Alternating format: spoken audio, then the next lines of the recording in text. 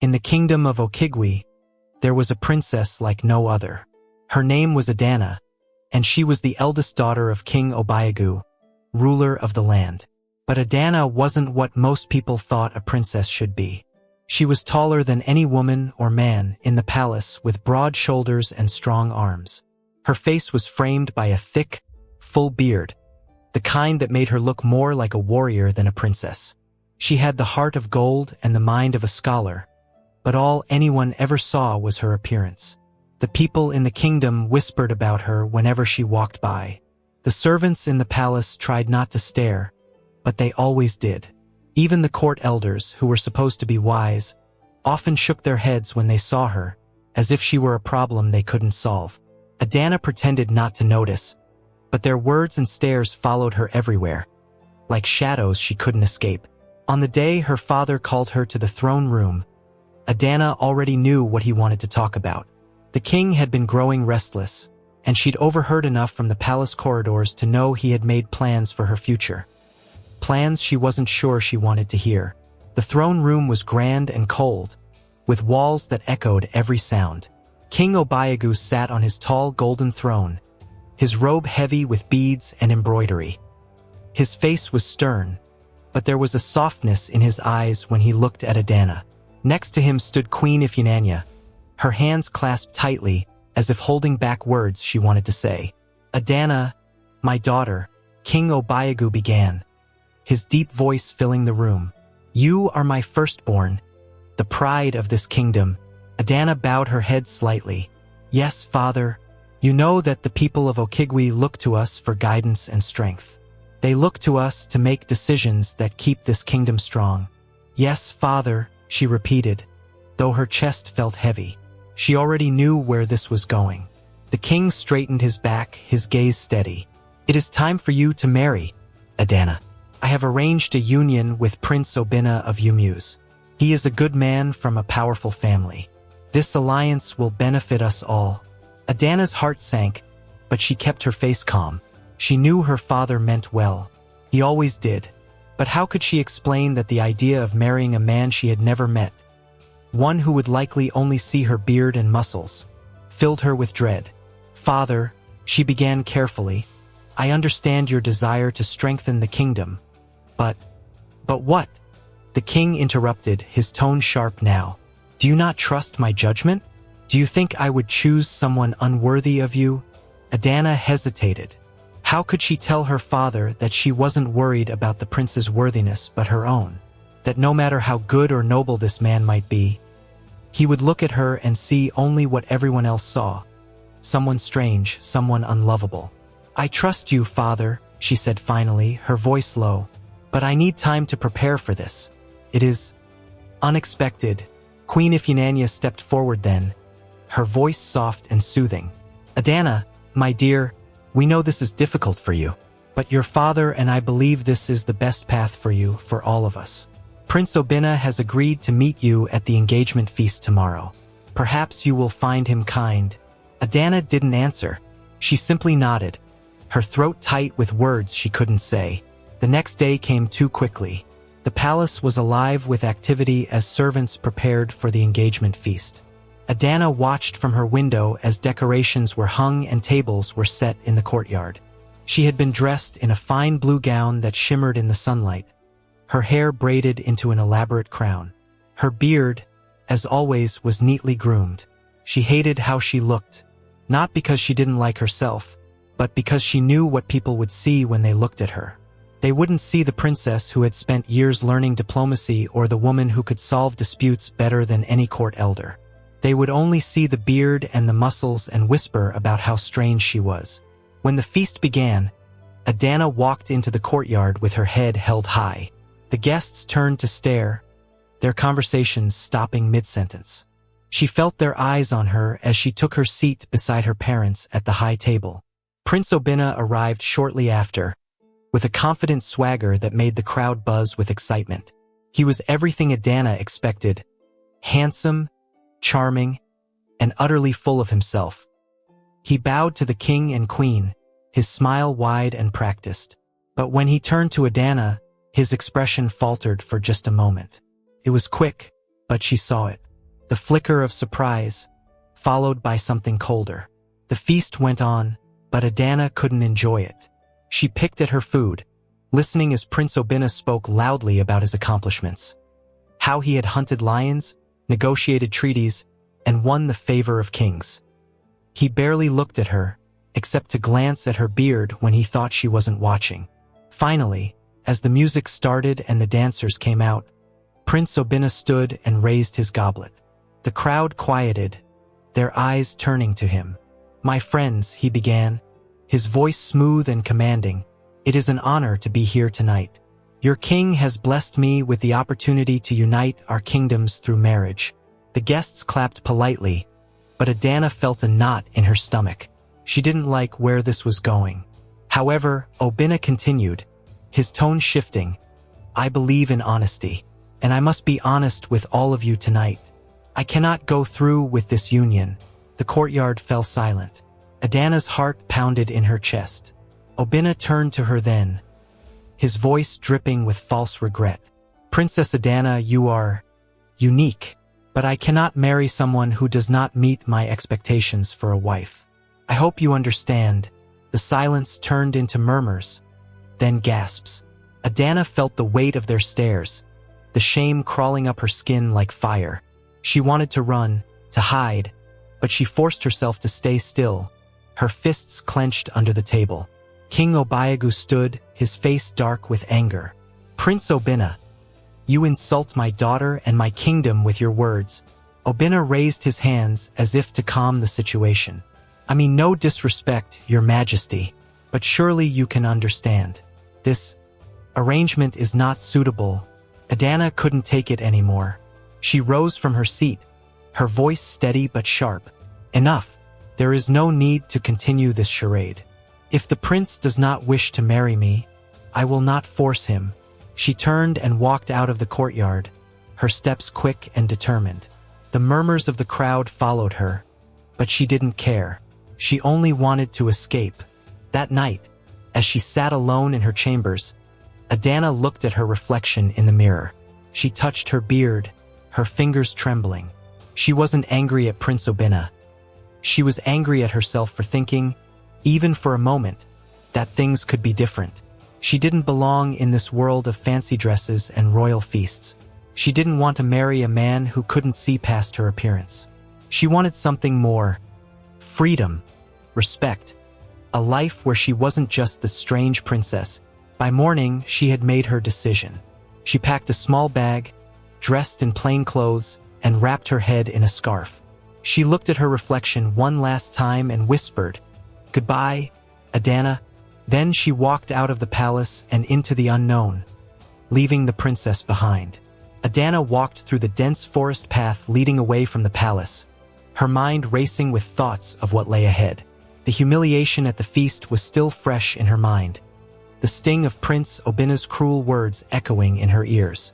But her resolve to leave that life behind gave her strength. She didn't know what the future would hold, but she knew one thing. To survive, she needed to become someone else. When she stopped to rest by a small stream, she caught her reflection in the water.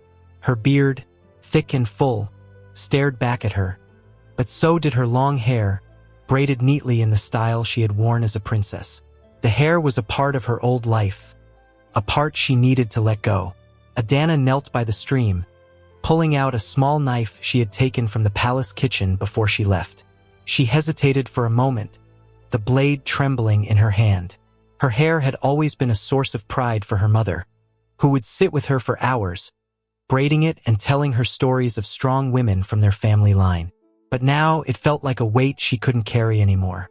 With a deep breath, she grabbed a thick lock of hair and sliced it off. The blade wasn't sharp enough to make clean cuts, so she had to saw through each strand. The process was slow and painful, not because of the tugging of her scalp, but because it felt like she was cutting away pieces of herself. When she finished, her head felt lighter, freer. Her hair was now uneven and close to her scalp, but it didn't matter. It was enough to make her look different, enough to help her disappear into the world she was about to enter. Adana splashed water on her face, washing away the sweat and tears she hadn't realized were falling. She glanced at her reflection again, and for the first time, she didn't see Princess Adana of Okigui. She saw someone new, someone ready to face whatever came next. By the time Adana arrived at the bustling market town of Amanu, she had fully embraced her new identity. She was no longer the disgraced princess who had been mocked at a feast. She was Dan, a strong, silent man seeking work and a fresh start. But pretending to be a man was harder than she thought. The market was alive with noise and movement. Traders called out to customers, children darted through the crowds, and the air was thick with the smell of roasted yams and dried fish. Adana tugged the scarf on her head, adjusting it to cover what little hair she had left. She cleared her throat, practicing the deeper voice she had been rehearsing on her journey. "I am Dan," she whispered, testing the words. Her voice felt strange, too low and unnatural. She tried again, this time with more confidence. "I am Dan." Her chest tightened every time she spoke. She knew she had to make the voice convincing, but keeping it steady for hours at a time was exhausting. She hoped no one would question it too much. As she wandered through the market, her stomach growled loudly. She hadn't eaten since the previous day, and the smell of food was almost unbearable. She spotted a stall selling roasted plantains and approached the vendor, a woman with a wide smile and an even wider frame. "How many?" the woman asked. Adana hesitated, then said in her deepened voice, "Just one." The vendor squinted at her, her eyes flicking to the scarf on Adana's head. "You sound funny. Got a sore throat?" Adana's heart raced, but she forced a small chuckle. "Yes, too much dust on the road." The woman shrugged, handing over the plantain. "Well, eat up. A good meal cures everything." Adana nodded and paid her, relieved to have avoided suspicion. She walked to a quiet corner of the market, eating quickly while scanning the crowd. Her disguise seemed to be working for now. The next step was finding work. Adana knew her strength was her best asset, so she approached a group of men unloading sacks of grain from a cart. The foreman, a burly man with a booming voice, was shouting orders. "Do you need help?" Adana asked, deepening her voice as much as she could. The foreman turned to her, his eyes narrowing as he looked her up and down. "What's your name?" "Dan," she said quickly, trying to sound steady. "Dan, huh? Well, grab that sack and show me what you've got." Adana bent down, lifting a heavy sack with ease and carrying it to the storage area. Years of physical training in the palace had made her strong, stronger than most men. The foreman's eyebrows shot up, and he gave a loud laugh. "You're hired, Dan. Welcome to the crew." By the end of the day, Adana was exhausted but relieved. She had worked hard, hauling sack after sack, but she had earned enough coins to buy a meal and a place to sleep. As she rested on a wooden bench, a voice interrupted her thoughts. "You handled those sacks like they were pillows." Adana looked up to see a slim young man with a bright smile and a small wooden box slung over his shoulder. "Name's Emeka," he said, sitting down beside her. "Saw you working today. You're new in town, aren't you?" Adana nodded, keeping her voice low. "Yes, I just arrived." "Where are you from?" Emeka asked. Adana hesitated. "A small village. You wouldn't know it." Emeka chuckled. "Fair enough. So what brings you to Amanu?" "Work," Adana said simply, adjusting the scarf on her head. "I needed a change." "Well, you picked the right place," Emeka said. "There's always something happening here. I do odd jobs myself, but my real love is storytelling." "Storytelling?" Adana asked, curious despite herself. "Yes, I tell stories in the market. Tales of heroes, tricksters, and adventures. Sometimes people toss me a coin if they like the story." "That sounds interesting," Adana said, though she couldn't imagine making a living from it. "It's not easy," Emeka admitted, "but it's my dream. Maybe one day I'll tell your story, Dan. You look like you've got an interesting one." Adana forced a smile, her heart pounding. "I'm just a worker. Nothing more." Emeka grinned. "We'll see about that." As the sun set, Adana found herself thinking about her encounter with Emeka. His energy and curiosity unsettled her, but there was something refreshing about him. She just hoped he wouldn't get too curious. because she wasn't sure how long she could keep her secret. Life in the bustling market town of Amanu began to settle into a strange rhythm for Adana, now living as Dan. Each morning, she rose before the sun, wrapping the scarf around her head to hide the uneven stubble of her once long regal hair. Her beard, thick and prominent, no longer felt like a burden but a shield, helping her fit into the world of men she had chosen to inhabit. The deepened voice she had practiced still required effort, but every day it became a little easier, though not without moments of near discovery. One such moment came when she was working with the labor crew, unloading sacks of grain from a wagon. The foreman was barking orders, as usual, when a younger worker stumbled, dropping a sack. The foreman rounded on him with a string of insults, and instinctively, Adana stepped in. "Leave him alone," she said, her voice firm but slightly strained from trying to maintain its lowered tone. The foreman turned, his brows furrowing. "What did you say?" Adana cleared her throat and forced her voice deeper. "I said, leave him alone. He's doing his best." The foreman stared at her for a moment, then laughed. Well, Dan's got a voice after all.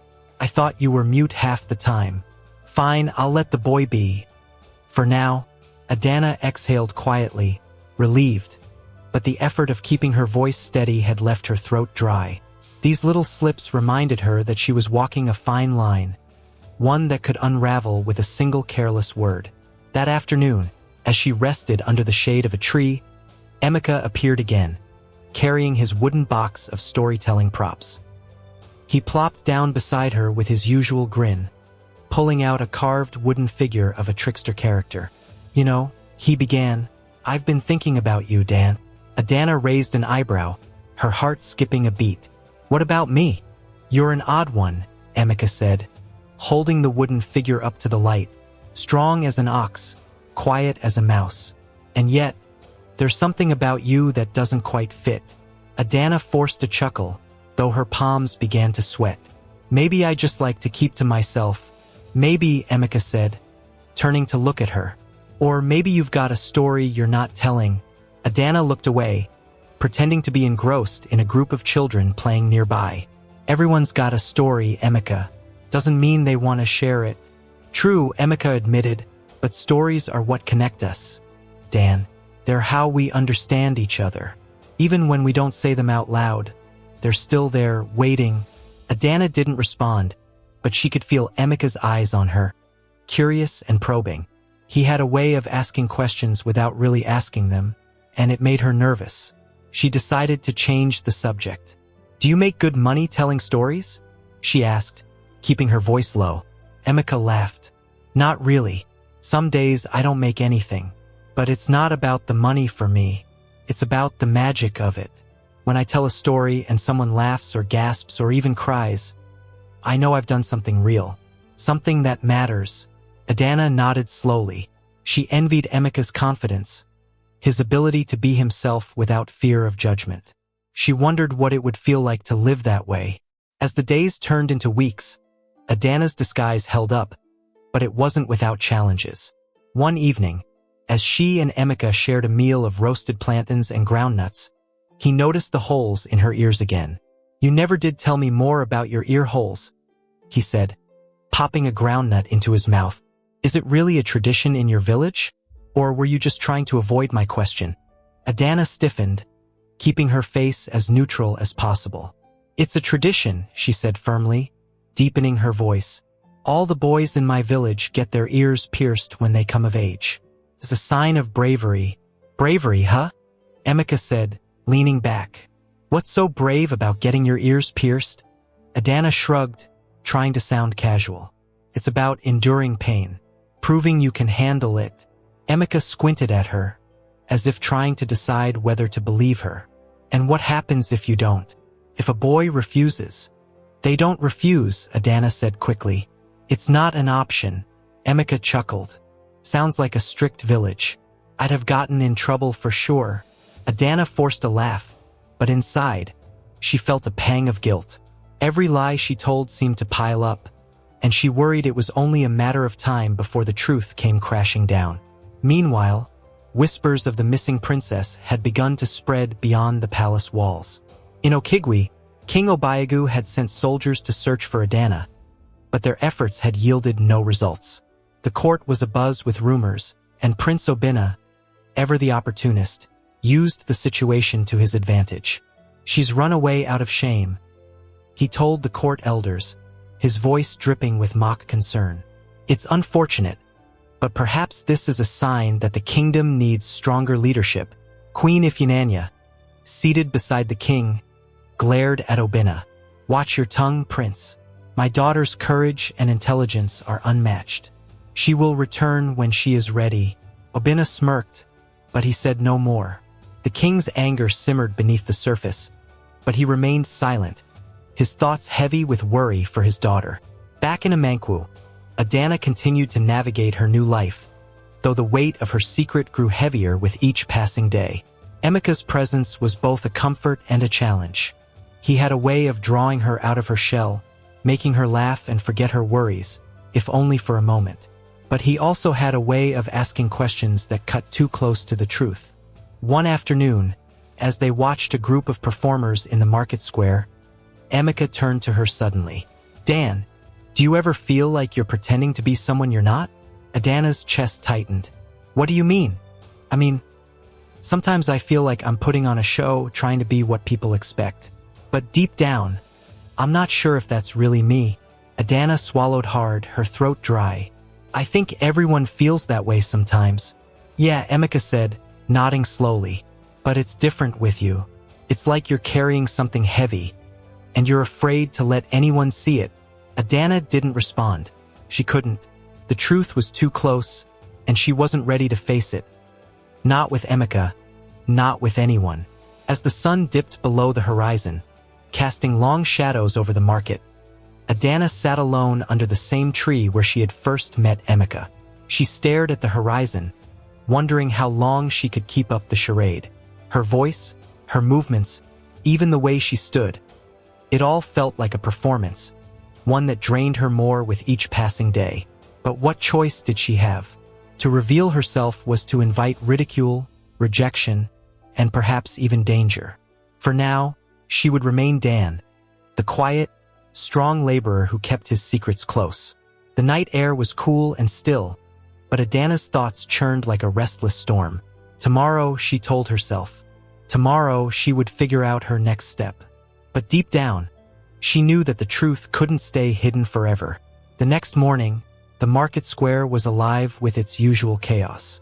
Traders called out their wares, carts creaked under the weight of goods, and children wove through the crowd, laughing and playing. Adana, still living as Dan, sat near the edge of the square, taking a rare moment of quiet. The sounds of the market buzzed around her, but her mind was far away, still weighed down by Emeka's words the day before. "Dan!" Emeka's voice broke through her thoughts. She looked up to see him bounding toward her, his wooden box of storytelling props slung over his shoulder. He had that infectious grin on his face, the one that always seemed to bring trouble with it. "I've been looking for you," Emeka said, plopping down beside her. "I've got an idea, and I need your help." Adana tilted her head, her deepened voice steady. "What kind of idea?"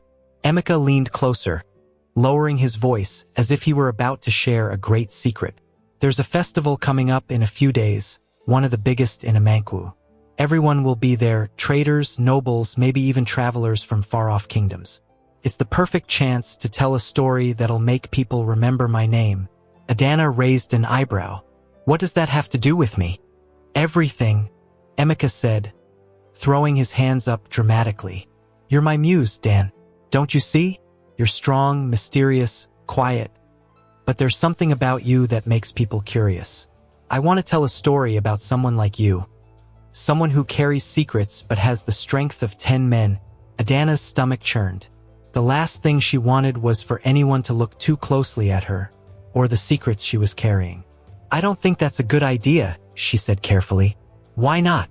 Emeka asked, his grin fading slightly. "It's a compliment, Dan.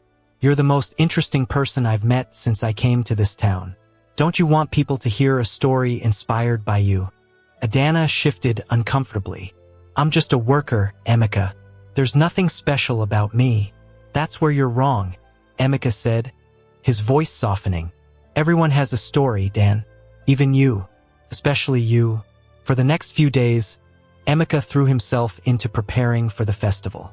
He worked tirelessly on his story, rehearsing lines under his breath and carving new wooden props to bring his tale to life. Adana tried to keep her distance, focusing on her work and avoiding his questions. But Emika had a way of finding her, no matter how hard she tried to disappear. One afternoon, as they sat beneath their usual tree, Emika began sketching out the details of his story. It's about a hero, he said, his voice brimming with excitement. A man who seems ordinary at first but carries a great secret. He's stronger than anyone else, not just in his body but in his heart. And when the time comes, he'll use that strength to save the people he cares about. Adana watched him silently, her chest tightening with every word. She could feel the weight of her own secret pressing down on her, heavier than ever. What's his secret? She asked, her voice lower than usual. Emika grinned. That's the best part. The audience won't find out until the very end. It'll keep them guessing the whole time. Adana looked away, her hands clenching into fists. And what happens when they find out? Emika paused, his smile fading slightly. That's up to the hero. If he's brave enough, he'll show them who he really is. And if they're wise enough, they'll see him for the person he's always been. Adana swallowed hard, her throat dry. And if they don't? Then they're fools, Emika said simply. Because a true hero doesn't need anyone's approval. He just needs to be himself. The night of the festival arrived quickly, and the market square was transformed into a vibrant sea of color and light. Lanterns hung from every stall, casting a warm glow over the bustling crowd. Music filled the air, blending with the laughter and chatter of festival goers. Adana, still disguised as Dan, stood near the edge of the square, trying to stay out of sight. Emika was at the center of it all, his wooden box propped open and his carved figures arranged neatly inside. A small crowd had already gathered, eager to hear his tale. He caught sight of Adana and waved her over, his grin as wide as ever. Dan, you're just in time. Stay close. I need your strength if this story falls flat. Adana hesitated, then made her way to the edge of the crowd, keeping her head low. She didn't want to draw attention to herself, but something about Emika's energy made it impossible to walk away. Emika began his story, his voice rising and falling with practiced ease. He spun a tale of a mysterious hero, a man who lived among ordinary people but carried a great burden. The hero's strength was unmatched, but it was his kindness and courage that set him apart. As Emika spoke, he brought his characters to life with his carved figures, moving them in time with his words. The crowd was captivated, their eyes fixed on Emika as he built toward the climax of his tale. Adana, despite herself, felt a pang of admiration for him. He had a gift, a way of making people feel connected to his stories, even her. But then, as the hero's secret was about to be revealed, a group of royal soldiers entered the square. Adana's breath caught in her throat as she saw the soldiers, their uniforms gleaming in the lantern light. She recognized them immediately. They were from Igui. Her father had sent them to find her. The crowd parted to let the soldiers pass, their murmurs growing louder. The leader of the group, a tall man with a stern expression, stepped forward and addressed the crowd. We are looking for Princess Adana of Igui, he announced. If anyone has seen her or knows of her whereabouts, step forward now. Adana's heart pounded in her chest. She ducked her head, pulling the scarf tighter around her face. She couldn't let them find her. Not here, not now. Emika glanced at her, his brow furrowed in confusion. Princess, he whispered. What's going on? Adana shook her head, her voice barely audible. I don't know. The soldiers moved through the square, their eyes scanning the crowd. One of them passed dangerously close to Adana, and she held her breath, praying he wouldn't notice her. But then, as the soldier turned to leave, his gaze lingered on her for a moment too long. You there, he said, pointing at her. What's your name? Adana froze, her mind racing. Dan, she said, forcing her voice to stay low and steady. The soldier frowned, stepping closer. You look familiar. Have we met before? No, Adana said quickly, her voice strained. I'm just a worker. The soldier narrowed his eyes, but before he could say anything more, Emeka stepped forward. Leave him alone, he said, his voice firm. He's just a laborer, like the rest of us. The soldier hesitated, then nodded. Fine, but if you see anything suspicious, you'll report it to us. Understood. Emeka nodded, his jaw tight. The soldiers moved on, and the tension in the square began to ease. But for Adana, the danger was far from over. As the crowd dispersed and the festival wound down, Emeka pulled Adana aside, his expression a mix of confusion and concern. What was that about? Why were they looking at you? Adana avoided his gaze, her chest tight. I don't know. Maybe they thought I looked like someone else. Dan, Emeka said, his voice low. Don't lie to me. Who are you really? Adana felt the walls closing in around her. She wanted to tell him the truth, to finally let someone in. But she couldn't. Not yet. I'm just a worker, she said, her voice barely above a whisper. That's all you need to know. Emeka studied her for a long moment, then nodded slowly. Fine. But if you ever want to tell me the truth, I'll be here. Adana nodded, grateful for his understanding but terrified of what would happen if he ever learned the full truth. As the festival lights faded into the night, she knew one thing for certain. Her secret was getting harder to keep. The next morning, the market town of Amanu was quieter than usual. The festival had left its mark. Lanterns still hung from stalls, and scraps of decorations fluttered in the morning breeze. Traders moved more slowly, their energy drained from the previous night's excitement. For Adana, the quiet should have been a relief, but it only made her more anxious. The soldiers were still in town, and their presence was a constant reminder that her secret was hanging by a thread. She sat on a wooden bench near the edge of the market, watching the townspeople go about their day. Her scarf was pulled tighter than usual, and her heart jumped at every passing shadow. She couldn't stop replaying the events of the night before. The way the soldier had looked at her, how close she had come to being discovered. And then there was Emeka's question. He hadn't pressed her for answers, but she could feel his curiosity like a weight on her shoulders. Then a familiar voice called. Adana turned quickly to see Emeka walking toward her, his wooden box strapped to his back. His usual grin was missing, replaced by a look of quiet determination. She straightened her back, trying to appear calm, though her stomach churned with nerves. Morning, she said, her voice steady but low. Emeka sat down beside her, his eyes scanning her face. You didn't stay long at the festival after everything. I didn't want to be around the soldiers, Adana replied, looking away. I don't blame you, Emeka said, his voice softer now. But I need to know, Dan, what's going on? Why were they looking at you like that? Adana clenched her fists in her lap. She had known this conversation was coming, but that didn't make it any easier. They weren't looking at me, she said, forcing her voice to stay calm. They were looking for someone else. Emeka tilted his head, studying her. You're lying. Adana's chest tightened. She turned to him, her deepened voice sharp now. Why do you care, Emeka? Why can't you just leave it alone? Because I'm your friend. Emeka shot back, his voice rising. Friends don't just sit by when something's wrong. You're hiding something, Dan, and I can't help you if you won't tell me the truth. Adana froze, the weight of his words sinking in. She wanted to tell him, to finally let someone share the burden she had been carrying. But the fear of what he might think, of how he might react, held her back. I can't, she said finally, her voice barely above a whisper. You wouldn't understand. Emeka leaned closer, his tone urgent. Then help me understand. Whatever it is, it can't be worse than what I'm imagining. Adana shook her head, tears stinging her eyes. She couldn't do it. Not here, not now. I need to go, she muttered, standing up. Dan, wait. Emeka started, but she was already walking away, her scarf pulled tighter around her head. Adana spent the rest of the day avoiding Emeka and keeping to the quieter parts of the market. She helped unload a shipment of yams, earning enough coins to buy a small meal, but even the simple task of lifting sacks felt heavier than usual. Her mind was too full, her chest too tight.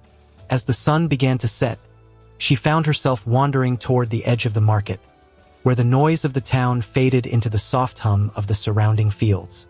She sat beneath a tree, the same one where she and Emeka had spent so many afternoons talking. The familiar spot felt different now, lonely, heavy with unspoken words. "Dan," Emeka's voice called again, breaking the quiet. Adana turned to see him standing a few feet away, his wooden box set aside. His face was serious, but there was no anger in his eyes, only concern. "I thought you might be here," he said, stepping closer. Adana didn't respond. She looked down at her hands, her fingers twisting together nervously.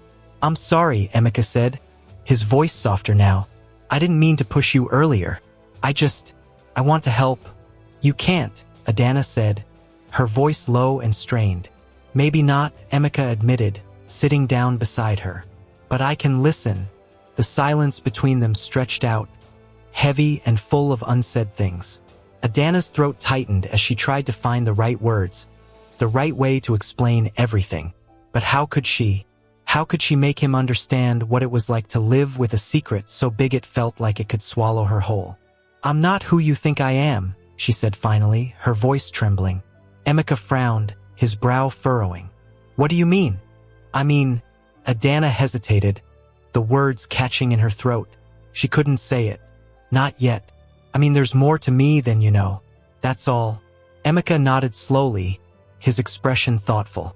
"Okay, then tell me when you're ready." Adana looked at him, surprised by his response. She had expected more questions, more pressure. But instead, he gave her space, and for the first time in weeks, she felt a small sense of relief. The next few days passed uneventfully, though the tension in the town remained. The soldiers continued their search for the missing princess, questioning traders and villagers alike. Adana kept her head down, avoiding crowded areas and staying close to her work. Emeka, true to his word, didn't press her further, but she could feel his eyes on her, always watching, always waiting. One afternoon, as they worked side by side loading crates onto a wagon, Emeka broke the silence. "You know, I've been thinking about the story I told at the festival." Adana glanced at him, her expression guarded. "What about it?" "I think I got it wrong," he said, his tone thoughtful. "The hero's secret. It's not something he has to hide. It's something he has to share." Adana's chest tightened, her hands pausing mid-lift. "Why?" "Because secrets only have power when we keep them hidden," Emeka said, meeting her gaze. "Once we let them out, they lose their hold on us." Adana didn't respond. She couldn't. His words cut too close, like he could see straight through her disguise. She turned back to her work, her heart pounding in her chest. That evening, as the town settled into its usual rhythm, Adana sat alone under the tree, her thoughts swirling like a storm. She knew Emeka was right. About secrets, about everything. But the fear of what might happen if she told the truth kept her frozen, unable to move forward or back. She thought of her father, of the soldiers still searching for her, of the life she had left behind. And then she thought of Emeka, of his kindness and his stubborn curiosity. He had stood up for her without knowing who she really was. He had given her space when she needed it most. Could she trust him with the truth?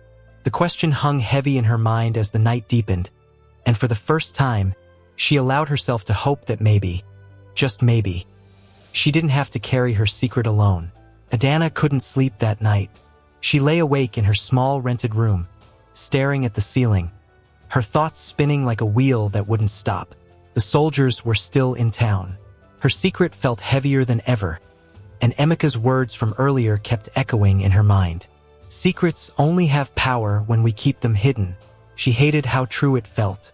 Hiding had kept her safe, but it had also trapped her.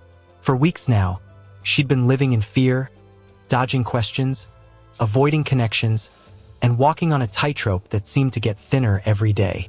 And Emeka, stubborn, kind, and frustratingly curious, had seen through her walls in a way no one else had. By the time the first light of dawn peeked through her window, Adana had made a decision. She didn't know if it was the right one, but she couldn't keep living like this. She couldn't keep lying to someone who had stood by her when it mattered most. She found Emeka at their usual spot under the large tree at the edge of the market. He was sitting cross-legged on the ground, carving a new figure for his storytelling box. When he saw her approaching, he smiled, but it wasn't his usual carefree grin. There was something cautious about it, like he wasn't sure what to expect. "Morning," he said, setting his carving knife aside. "You're up early." Adana nodded, her heart pounding. "We need to talk." Emeka tilted his head, his eyes narrowing slightly. "That sounds serious." "It is," she said, her voice steady despite the storm raging inside her. I need to tell you something." Emeka straightened, giving her his full attention. "Okay, I'm listening." Adana took a deep breath, her hands trembling. She had rehearsed this moment in her mind 100 times, but now that it was here, the words felt impossible to say. "I'm not who you think I am," she began, her voice low and strained. "Dan isn't my real name." Emeka frowned, but he didn't interrupt. He just watched her, his gaze steady and patient. "My name is Adana," she continued, her voice breaking slightly. "I'm the princess the soldiers have been looking for." The words hung in the air between them, heavy and unshakable. Emeka blinked, his mouth opening slightly as if to speak, but no sound came out. He looked at her like he was trying to piece together a puzzle that suddenly made sense. "You're the princess?" he said finally, his voice quiet, almost disbelieving. Adana nodded, her throat tight. "Yes." For a long moment, Emeka just stared at her, his expression unreadable. Then, slowly, he leaned back against the tree, exhaling sharply. "That actually explains a lot." Adana blinked, startled. "It does?" "Yeah," Emeka said, running a hand through his hair. "The way you act, the way you carry yourself, it's not like the other workers. I always thought you seemed different, but I didn't think, a princess." "I know it's hard to believe," Adana said quickly, her words tumbling out. "I left the palace because I didn't feel like I belonged there. People, they don't see me for who I am. They see what they want to see, and it's not always kind." Emeka nodded slowly, his expression thoughtful. "The soldiers, they're looking for you to take you back, aren't they?" "Yes," Adana said, her voice barely above a whisper. "But I can't go back. Not yet. I'm not ready." Emeka was quiet for a moment, his gaze fixed on the ground. Then he looked up at her, his eyes searching hers. "Why tell me now?" "Because I'm tired," Adana admitted, her voice trembling. "I'm tired of lying, of hiding. And I trust you." The words seemed to catch Emeka off guard. He stared at her for a moment longer, then nodded. "Okay." Adana blinked. "Okay." "Yeah," Emeka said, his voice firm now. "You trusted me with your secret, so I'll keep it. You don't have to explain anything else if you don't want to. Just let me know how I can help." A wave of relief washed over Adana, so strong that she felt like she might collapse. She had expected questions, anger, maybe even rejection. But instead, Emeka had given her exactly what she needed: understanding. The days that followed were both easier and harder for Adana. Easier because she no longer had to pretend with Emeka. She could be herself, at least around him. Harder because the soldiers hadn't left, and the risk of being discovered felt greater than ever. Emeka was careful to act normal around others, never giving away that he knew the truth. But when they were alone, he asked questions, not out of suspicion, but out of curiosity. "What's it like, being a princess?" he asked one evening as they shared a meal of roasted yams. "Do you have, 1,000 servants waiting on you all the time?" Adana chuckled, shaking her head. "It's not like that. We have servants, but it's not as glamorous as you think. There are a lot of rules, a lot of pressure. Everyone's always watching, waiting for you to mess up." "Sounds exhausting," Emeka said, taking a bite of yam. "No wonder you wanted to get away." It was, Adana admitted. But leaving wasn't just about that. I wanted to find out who I really am, without all the expectations. Emeka nodded, his expression thoughtful. Makes sense. So, what happens now? Are you just going to keep hiding? Adana sighed, her gaze drifting to the horizon. I don't know. I can't stay here forever, but I'm not ready to go back. Not yet. Well, whatever you decide, Emeka said. His voice steady. You've got me in your corner. Adana smiled, warmth spreading through her chest. For the first time in a long time, she didn't feel so alone. But peace was short-lived. One afternoon, as Adana and Emeka were walking through the market, a familiar voice cut through the crowd. There she is. Adana froze, her heart pounding as she turned to see the soldier from the festival pointing directly at her. He was flanked by two others, their swords gleaming in the sunlight. The crowd began to part, whispers spreading like wildfire. Run, Emeka said urgently, grabbing her arm. Adana didn't need to be told twice. She tore through the market, her scarf slipping from her head as she ran. Emeka was right behind her, weaving through the narrow alleys with practiced ease. The soldiers shouted, their heavy boots pounding against the dirt. This way, Emeka shouted, pulling her into a side street. They ducked into a small storage shed, slamming the door shut behind them. Adana's chest heaved as she tried to catch her breath, her mind racing. They're going to find us, she said, panic creeping into her voice. Not if we stay quiet, Emeka whispered, his hand on her shoulder. We'll figure this out. The sound of footsteps grew louder, then stopped just outside the shed. Adana held her breath, her heart hammering in her chest. She could hear the soldiers talking, their voices muffled but tense. They saw us come this way, one of them said. Spread out. Check every building. Emeka's grip on her shoulder tightened. When I say run, you run. Got it? Adana nodded, her entire body trembling. She didn't know where they could go or how they would escape, but she trusted Emeka. She had to. The door creaked as one of the soldiers pushed it open. Adana's breath caught in her throat, and for a moment, everything seemed to freeze. Then, without warning, Emeka shoved a crate into the soldier's path, sending him stumbling backward. Run! Emeka shouted, pulling her toward the back of the shed. They burst through a small side door and into the open air, the sound of shouting behind them.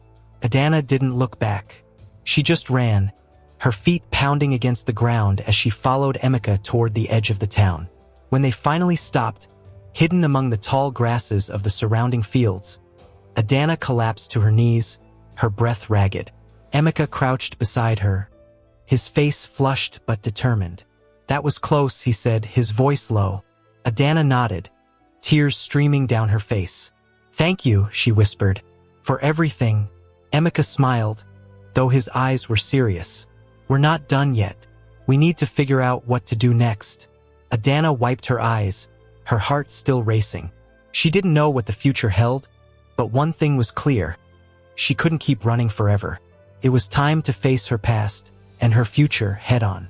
Adana sat among the tall grasses with Emeka beside her, the sounds of the market town fading into the distance. The soldiers had stopped searching nearby, but the tension in her chest refused to let go. She knew this couldn't go on. They couldn't keep running forever. It was time to make a choice. Emeka broke the silence first, his voice calm but firm. We can't stay here long. They'll search the fields eventually. Adana nodded, staring at the horizon. Her heart was heavy with fear and uncertainty, but she knew Emeka was right. I need to go back, she said softly. Emeka's head snapped toward her, his brows knitting together. Back? To the palace? Yes. Adana took a deep breath, her voice steadier now. I've been running for too long. It's time I stop hiding and face my family, my kingdom. Everything. Emeka frowned, his eyes searching hers. Are you sure about this? Once you go back, there's no turning around. I'm sure, Adana said, though her hands trembled. I don't know what will happen, but I can't keep living like this. If I'm ever going to be free, I need to reclaim who I am. Emeka nodded slowly, his expression unreadable. Then I'm coming with you. Adana blinked, surprised. What? "No, Emika, this isn't your fight." "It is now," Emika said firmly. "You trusted me with your secret, and I'm not going to let you face this alone. Besides," he added with a small smile, "someone's got to watch your back." Adana felt a wave of gratitude so strong it nearly brought her to tears. She nodded, her voice quiet but steady. "Thank you." By the time they reached the outskirts of Okigui, the sun was setting, casting long shadows across the landscape. The towering walls of the palace loomed in the distance, both familiar and intimidating. Adana's heart pounded as memories of her life within those walls came rushing back. Her father's stern gaze, her mother's gentle hands, and the endless whispers about her appearance. Emika noticed her hesitation and placed a hand on her shoulder. "You can do this," he said, his voice soft but encouraging. "You're stronger than you think." Adana nodded, drawing strength from his words. Together, they approached the gates, their steps slow but deliberate. The guards at the entrance straightened as they approached, their eyes narrowing when they saw her. "Halt," one of them barked. "State your business." Adana pulled back her scarf, revealing her face. The guards' eyes widened in shock, and one of them stammered, "Princess Adana?" "Yes," she said, her voice steady despite the lump in her throat. "I've returned." The news of her arrival spread through the palace like wildfire. By the time Adana and Emika reached the throne room, a crowd had gathered, courtiers, servants, and soldiers, all whispering and staring. At the center of it all stood King Obayagu and Queen Ifyinanya, their expressions a mix of relief, shock, and something else Adana couldn't quite place. "Adana," her father said, his deep voice filling the room. "You're alive." Adana stepped forward, her hands trembling but her chin held high. "Yes, father. I'm sorry for the pain I've caused, but I had to leave. I had to find myself." King Obayagu's brow furrowed, his gaze heavy with both anger and concern. "And what have you found?" Adana hesitated, searching for the right words. "I found that I can't keep living in the shadows. I know I don't look like the princess people expect, but I am more than how I look. I have strength, courage, and a voice that deserves to be heard. And I won't hide it anymore." The room fell silent, the weight of her words hanging in the air. Then, from the back of the crowd, a sharp voice cut through the quiet. "This is an insult to the crown." It was Prince Obina, stepping forward with a sneer on his face. "She abandons her duty, runs off in disgrace, and now she dares to return as if nothing has happened? The people deserve better." Adana turned to face him, her jaw tightening. "And what do you know of duty, Prince Obina? You humiliated me in front of the court, cast me aside without a second thought. You don't care about the people. You care about your own pride." Gasps rippled through the crowd, and Obina's face darkened with anger. "You dare speak to me like that?" "Yes, I dare," Adana said, her voice rising, "because I've spent weeks among the people you claim to care about. I've seen their struggles, their strength, their hopes. And I know that a leader isn't someone who looks perfect or follows every rule. A leader is someone who fights for their people, no matter what." The room erupted into murmurs, the courtiers exchanging glances. Queen Ifyinanya stepped forward then, her hands clasped tightly. "Adana," she said softly, "we've missed you terribly. But you must understand, the road ahead will not be easy. People will question you, doubt you." "I know," Adana said, her voice steady, "but I'm ready to face them. I'm ready to be the princess this kingdom needs." King Obayagu studied her for a long moment, his expression unreadable. Then slowly he nodded. "Very well. You've returned, and you've spoken your truth. Now it's time to prove yourself." The days that followed were a whirlwind of activity. Adana worked tirelessly to earn the trust of the court and the people. She met with advisors, listened to the concerns of villagers, and even joined the palace guards in their training exercises. Emika stayed by her side through it all, his quick wit and steady presence a constant source of support. But not everyone was convinced. Obina continued to spread doubt among the court, whispering that Adana's return was a threat to the kingdom's stability. The tension came to a head during a council meeting, where Obina openly challenged her. What makes you think you're fit to lead? He demanded, his voice sharp. You ran away when things got hard. What's to stop you from doing it again? Adana met his gaze, her voice calm but firm. I ran because I needed to find my strength. And now that I have, nothing will make me run again. Her words silenced the room, and for the first time, she saw a flicker of doubt in Obina's eyes. The court began to murmur, their opinions slowly shifting. That evening, as Adana stood on the balcony overlooking the palace grounds, Emeka joined her. He leaned against the railing, his expression thoughtful. You're doing it, he said simply. Doing what? Adana asked. Proving them wrong, Emeka said with a grin. Showing them who you really are. Adana smiled, her heart lighter than it had been in weeks. I couldn't have done it without you. Emeka shrugged. Maybe not. But you're the one with the strength to see it through. Adana looked out at the horizon, the lights of the kingdom twinkling in the distance. For the first time in a long time, she felt at peace. Not because the road ahead would be easy, but because she finally knew she was ready to face it. The days after Adana's return to the palace were filled with both hope and tension. She had stood her ground, challenged Prince Obina, and begun earning the trust of the people. But not everyone had been convinced. Whispers still swirled through the palace halls, and Adana could feel the weight of every curious glance and skeptical murmur. It was exhausting, but she refused to let it break her. One afternoon, Adana found herself in the palace courtyard, watching the guards train. She had come to value these moments of quiet observation, where she could clear her mind and focus on her next steps. Emeka joined her, as he often did, leaning against the stone wall with his usual easygoing grin. You're becoming a bit of a legend, you know, he said, his tone light. Adana raised an eyebrow. A legend? Yeah, Emeka said, crossing his arms. The people are talking about the princess who came back stronger than ever. Some of the traders are even telling stories about you in the market. Adana chuckled, though her smile was tinged with unease. Stories can be dangerous. Not if they're the right ones, Emeka said. Besides, you've already proven you're more than just a story. Adana glanced at him, her heart warming at his words. You always know what to say, don't you? It's a gift, Emeka replied with a wink. Later that evening, Adana was summoned to the throne room for an official gathering. The courtiers and advisors were assembled, their faces a mix of curiosity and doubt. At the center of the room stood King Obiagu, his expression as stern as ever, and Queen Ifunanya, her gaze soft but watchful. As Adana entered, the room fell silent. She felt every eye on her, the weight of their expectations pressing down like a heavy cloak, but she kept her chin high and her step steady. She had spent too long hiding to falter now. Adana, her father began, his deep voice carrying through the hall. You have returned to us with courage and determination. But the people must see that you are ready to lead, not just in words, but in actions.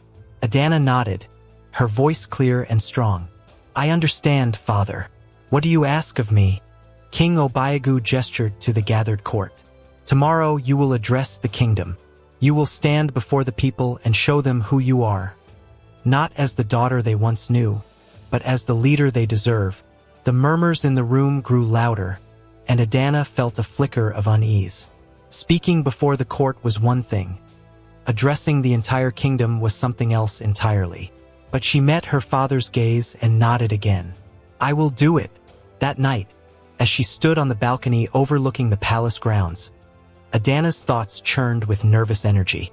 The idea of standing before the people, exposing herself to their judgment, filled her with both fear and determination. Emeka appeared beside her, as if sensing her unease. He leaned against the railing, his expression thoughtful. Big day tomorrow, he said. Adana nodded, her gaze fixed on the distant lights of the town. I don't know if I'm ready. You're more than ready, Emeka said, his tone firm. You've faced soldiers, court politics, and a prince who tried to tear you down. A speech is nothing compared to that. It's not just a speech, Adana said, her voice quiet. It's everything. It's my chance to show them that I belong. But what if they don't see it? What if they still doubt me? Emeka turned to face her, his eyes steady. Then you remind them who you are. You've already proven your strength, Adana. Now you just need to trust it.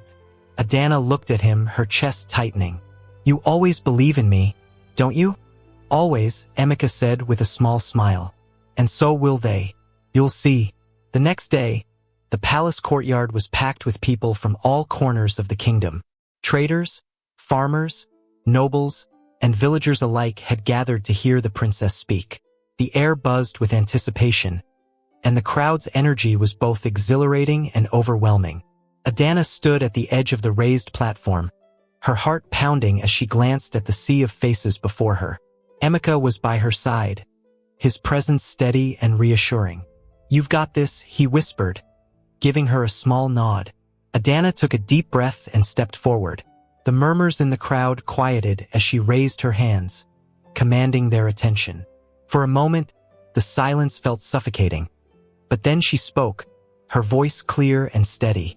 My people, she began, her gaze sweeping over the crowd. I stand before you today not as the princess you once knew, but as the woman I have become. For too long, I have hidden in the shadows, afraid of what you might see. But today, I show you everything. My strength, my flaws, my truth. The crowd remained silent, their expressions unreadable. Adana's hands trembled slightly, but she pushed forward. I know I do not look like the princess you expected. I have heard the whispers, felt the stares, but I am more than my appearance. I am a daughter of this kingdom, and I carry its strength in my heart. I have walked among you, seen your struggles, your hopes, your dreams, and I am here to tell you that I will fight for you with every part of who I am. A murmur rippled through the crowd, and Adana's chest tightened. But then, from somewhere near the back, a voice called out, Show us your strength. Adana paused, her eyes scanning the crowd. The challenge hung in the air, and for a moment, doubt flickered in her mind. But then she straightened, her resolve hardening. Very well, she said, her voice firm. Bring me a test and I will show you. The crowd buzzed with excitement as a heavy wooden staff was brought forward. Adana took it in her hands, its weight familiar and grounding. She stepped down from the platform into the open space of the courtyard, her muscles tense but ready. One of the palace guards stepped forward, his expression cautious. Your Highness, are you sure? Yes, Adana said simply. The guard nodded and raised his own staff, stepping into a defensive stance. The crowd held its breath as the two began to circle each other, the tension crackling like a storm about to break. The first strike came quickly, the guard's staff slicing through the air toward Adana. She blocked it with ease, the wooden poles clashing with a sharp crack. The crowd gasped, their excitement building as the two exchanged blows. Adana moved with precision and strength, her training as a princess shining through with every movement. She struck hard, forcing the guard back step by step, until finally, with a swift and decisive strike, she disarmed him. His staff clattered to the ground, and the courtyard erupted into cheers. Adana stood tall, her chest heaving as she faced the crowd. For the first time, she saw something new in their eyes, not doubt, but respect. That evening, as the celebrations began, Adana found herself back on the balcony, watching the lights of the kingdom below. Emika joined her as he always did, his grin as bright as ever. You were incredible, he said. Adana smiled, her heart lighter than it had been in weeks. I couldn't have done it without you. Don't sell yourself short, Emika said. You're the one who stood up there and showed them who you are. I just stood on the sidelines, cheering. Adana looked at him, her chest tightening with gratitude and something deeper. You've always been more than that, Emika. You've been my friend, my support, my everything. Emika's grin softened, and for a moment, they just stood there, the silence between them filled with unspoken words. I'll always be here for you, Adana, he said finally, his voice quiet but steady. Adana smiled, her heart full. For the first time, she felt truly at peace, not just with her kingdom, but with herself. And as the lights of the celebration twinkled below, she knew that this was only the beginning of her journey. Together, She and Emeka would face whatever came next, one step at a time. Thanks for watching. If you enjoyed this story, please leave a like and subscribe. Here is another interesting story to watch. Click to watch now.